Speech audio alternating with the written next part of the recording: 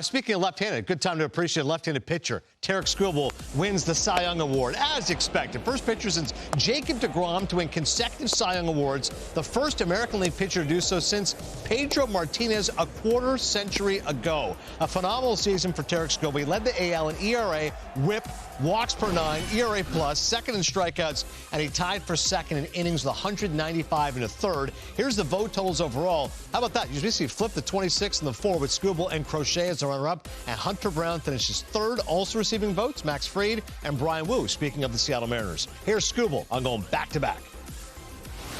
I mean, it's an individual award, obviously, but you know, I'm proud of our team. I'm proud of the way that we competed this year. Obviously, you know, went through some adversity late in the season, but, you know, came back in the playoffs and competed and obviously come up short. But, you know, a lot of credit for this award goes to the guys that play behind me and the guys behind the dish, too, and just our organization. You know, I think a lot of credit needs to go to those people in moments like this.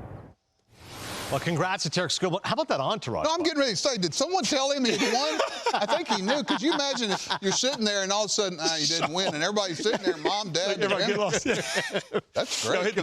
Somebody's got. He's a pretty confident guy. Huh? I was about to say he's certainly competitive and very confident. And this is, I mean, a season for the ages here, right, Ryan? I mean, to go back to back like this, the guy was unbelievable. Yeah, I love the fact that I'm not calling last year a breakout year by any means. I mean, he was dominant before that, that's for sure. But to see what he did last year and to set the tone in regards to being one of the nastiest, you know, pitchers in the game, especially with that changeup from Tarik Skubal, and then to back it up the way he did this year. So I do want to go back. You go back to 2022, 2024. This was a time where he didn't have that changeup. You can look at him. All of a sudden, you know, it's a pitch he has to throw. He's starting to mess around with the split. He's gone back and forth. He's trying to figure out how does he get that pitch over. And it was just getting hit. It was just a nothing factor whatsoever. Now, all of a sudden, he figured out that he can stay on the outside of the ball. He's talked about that. And he just let that thing eat in regards to the arm speed. And you can see how it plays off of that fastball. This pitch is so nasty. It's been nasty. You know what's coming at certain points. You just can't do anything with it. And then to go along with, you see the velocity here too. Coming back from an injury a couple of years ago, 98 to 100 with that fastball. You can see the catcher set up inside, inner half of the plate. Just absolutely open the floodgates in going after hitters all day long. Tarik Skubal too, you know, you look at the thing that stands out to me, you go back to those early couple of years, he was a little bit more, it wasn't as violent mechanically. And that tells me that it's a situation where he wasn't quite sure of what he was doing. He was trying to feel his way through it. Now all of a sudden you see that big leg kick, the foot's over the head, violent down the mound, and just arm speed with that changeup and fastball. It's so dominant. It's so tough. He joins Denny McLain. Only Tigers pitchers win multiple Cy Young Awards. But what's fascinating, Buck, is you'd think a guy like this is can't miss. You see him from a mile away. That wasn't the case. This guy was a 9th-round pick out of the University of Seattle. Think about all the people that had a chance they could have taken him there. He's coming off Tommy John surgery his sophomore year in college, too. Picked up velocity. But what hit me, like Ryan was saying, is the deception in his delivery. You know, when you're looking at players, you want to go, what do they do that's different? You know, if you're Iron Mike and everything looks smooth and whatever, look out. That guy's, there's going to be a fight at the bat rack to hit off those guys. But he's got great legs. He uses a lot of his lower half to create, you know, velocity down the line, so to speak, or down the hill. I just love his delivery, that the leg kick and things. But it's getting good to him now. This is just starting it. You can tell that, you know, I've got something to offer. And I love the fact that he's hungry to learn more and try to get better and not being satisfied with it. And I love the fact that he had every Tom, Dick, everybody was there today. Every Tom, Dick, and Harry who's ever known in his life. I had to be careful of that. As far as specific pitches, Ryan, change up at plus 25 run value. That's the best pitch of any majors in baseball. Yeah, I mean, it's filthy. And like I said, too, I went back and I had to show some of these pitches back in 2022, 2023, because, look, he went back and forth. The changeup, it was subpar, right? And it's a situation with that change where you want to be able to pronate that pitch. That's what I was taught. You go back a decade ago. It's like if you can't pronate that pitch and get in on the inside of that ball, you know what? It's going to be a struggle. Hey, why not try the split? He tried the split there for a little bit, and you know his manager and A.J. Hinch and Federer sat him down and said, "Look, you got to just go back to that changeup and just deal with it." Yeah. Then all of a sudden he realized that, you know what? I can stay on the outside of that pitch and basically cut that pitch a little bit, and you can just see that ball just take off, man. He just leaned into that so hard. You know, Ryan, I was talking to one of their coaches I'd had before over there, and he said, when this guy, he paid him a great compliment. He said,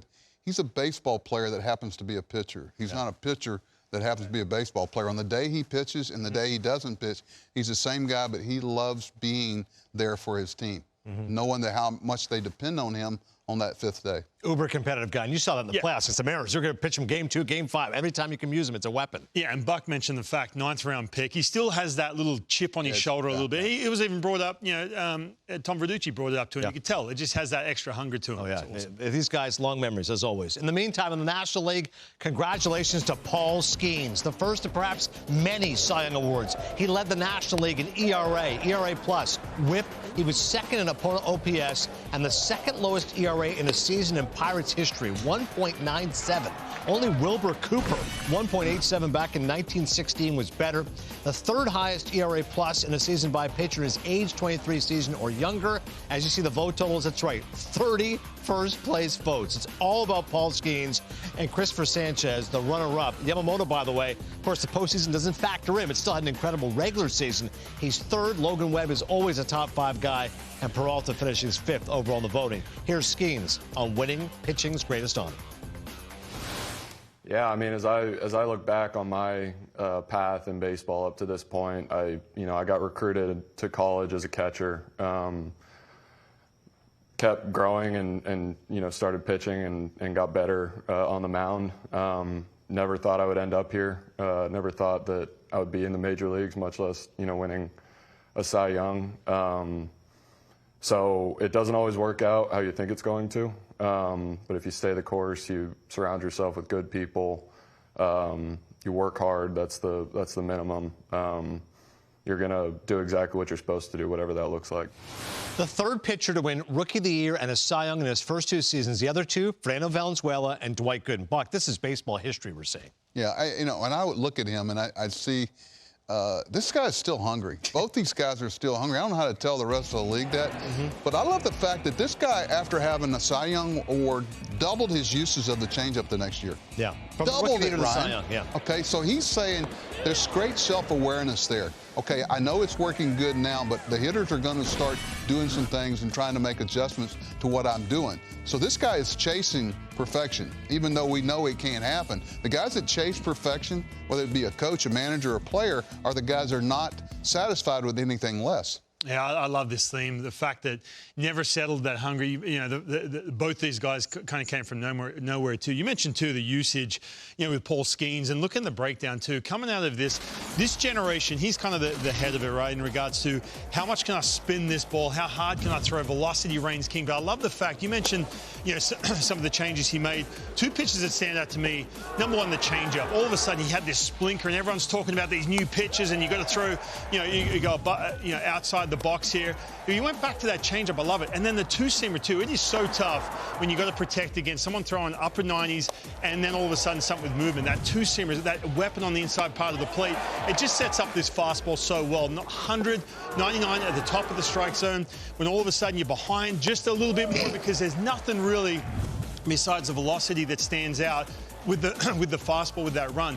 And this is a classic example. Kicks off with the sweeper against Ohtani, one of the best hitters in the game. Goes changeup. Now Ohtani's got that changeup in the back of his mind. What does he do? Gets back to that fastball. You talked about the run value with that changeup from Tarik Skubal.